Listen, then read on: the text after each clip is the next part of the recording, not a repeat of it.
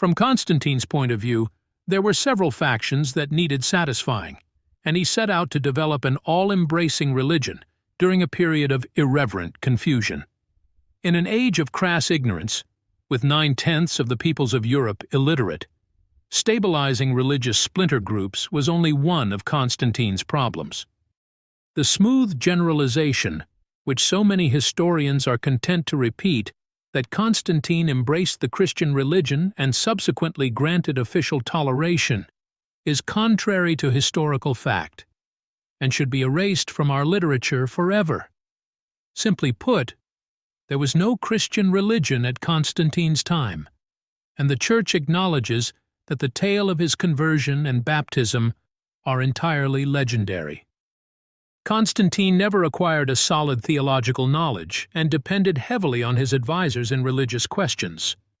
According to Eusebius, Constantine noted that among the Presbyterian factions, strife had grown so serious, vigorous action was necessary to establish a more religious state.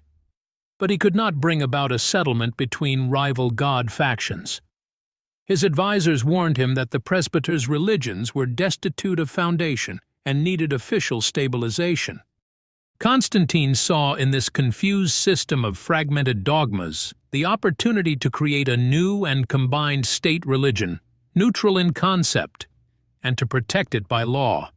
When he conquered the East in 324, he sent his Spanish religious advisor, Osius of Córdoba, to Alexandria with letters to several bishops exhorting them to make peace among themselves. The mission failed, and Constantine, probably at the suggestion of Osius, then issued a decree commanding all presbyters and their subordinates be mounted on asses, mules, and horses belonging to the public and travel to the city of Nicaea in the Roman province of Bithynia in Asia Minor. They were instructed to bring with them the testimonies they orated to the rabble, bound in leather for protection during the long journey, and surrender them to Constantine upon arrival in Nicaea. Their writings totaled in all 2,231 scrolls and legendary tales of gods and saviors, together with a record of the doctrines orated by them. Thus, the first ecclesiastical gathering in history was summoned, and is today known as the Council of Nicaea.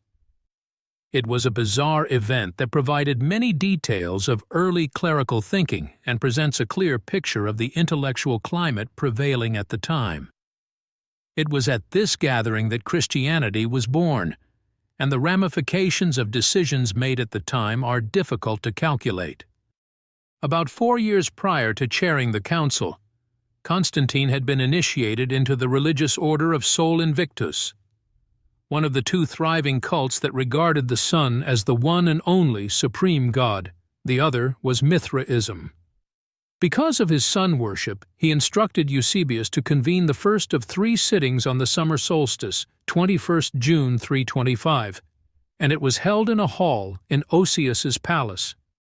In an account of the proceedings of the conclave of presbyters gathered at Nicaea, Sabinius, bishop of Heraclea, who was in attendance, said, "Excepting Constantine himself and Eusebius Pamphilius, they were a set of illiterate simple creatures who understood nothing."